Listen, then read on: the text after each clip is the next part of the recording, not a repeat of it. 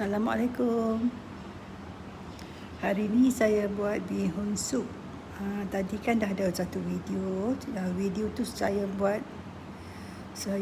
sup untuk bihun sup. Nanti kalau nak tengok macam mana nak buat dia, boleh cari balik video yang baru setengah jam yang lalu kan. Resepinya saya belum masuk lagi, tapi resepinya nanti bila siap tulis saya akan masukkan dalam video tu. Ni saya nak tunjukkan pula macam mana nak buat bihun yang warna kuning ni untuk bihun sup. Sebab ramai orang tanya saya, kalau bihun sup utara, dia kan bihunnya kan warna kuning kan. Warna kuning tu macam mana nak buat?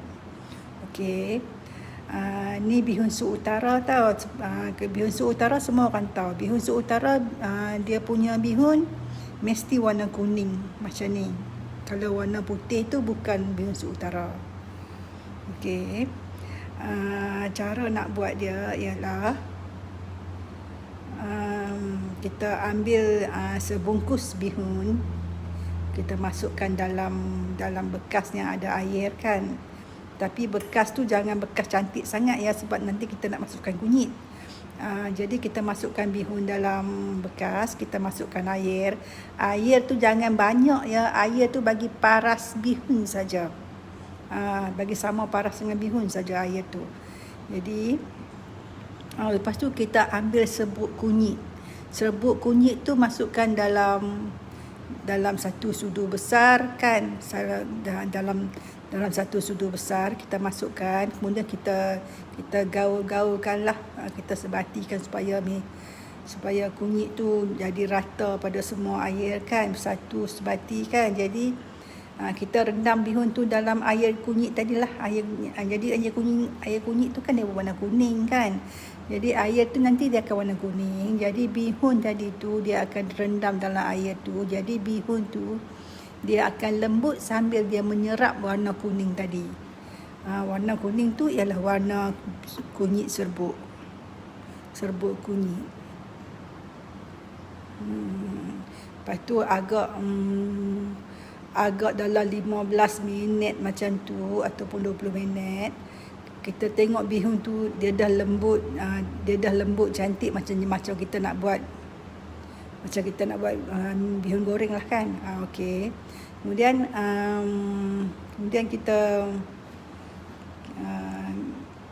kita sejatkan bihun tu, kita toskan air dia. Bila bihun dah kembang cantik dah, kita toskan air dia.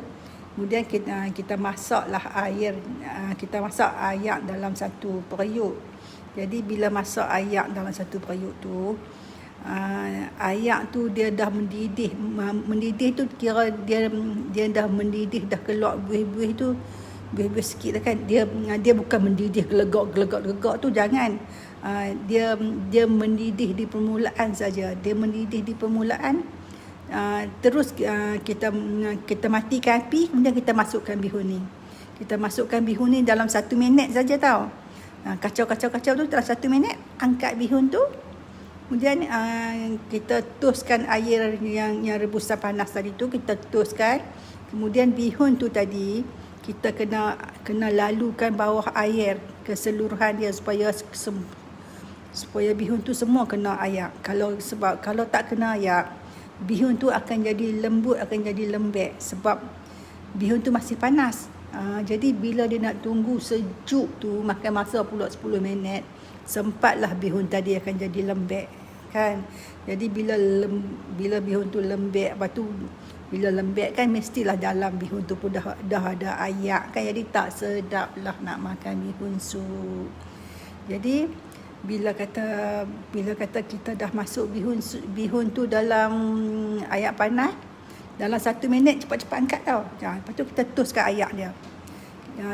Kita toskan ayak dia. Lepas tu bihun tadi tu dah masuk dalam raga jari macam ni kan.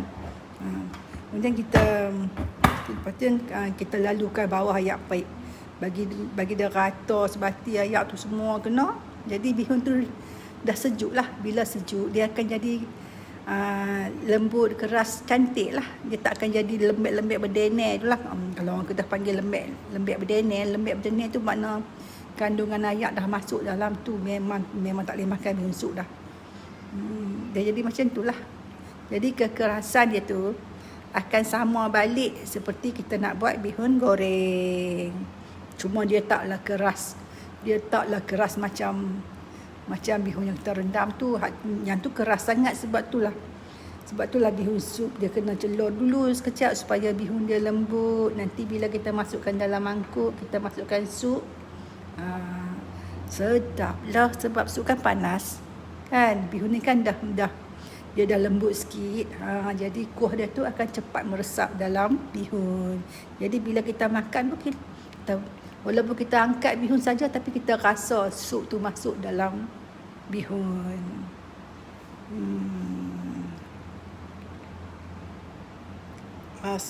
Asmah Muzaini. Ya, saya halalkan semua masakan resipi-resipi yang saya buat dalam FB dengan page ni. Saya halalkan semua.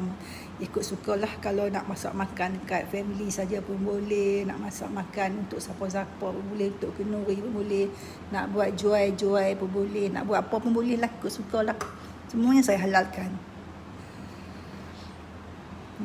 Tak payah duit apa. Saya tunjuk pun sedekah, sebagai sedekah resipi. Sebab saya ni kan dah tua dah umur 54. Jadi hak lapis-lapis muda tu kan, boleh anggap saya ni macam mak-mak je. Jadi bila orang tua masak, dia lebih masak lebih elok, lebih power lah masakan dia sebab dia dah tua dah kan. Kalau umur 50 ni, saya umur 54 ni kira dah dari dulu kalau lagi hari-hari masak. Mestilah masakan dia lebih power rasa tu. Jadi siapa-siapa yang baru nak belajar masak ke, tak pandai nak masak ke, tengoklah resipi saya.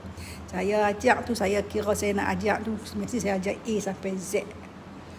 Cuba tengok resipi-resipi saya. Saya habaq daripada A sampai Z, sampai supaya orang tu faham. Lagi kalau masakan dia tak faham, dia akan fikir macam ni. Lepas tu bila dia buat tak jadi. Itulah masalah dia.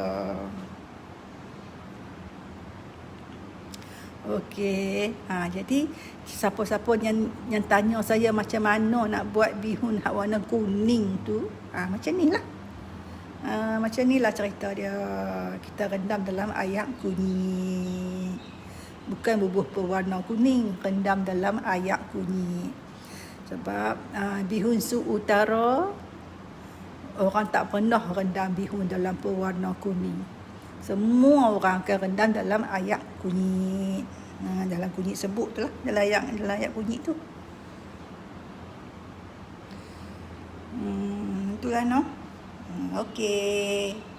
Terima kasih. Assalamualaikum.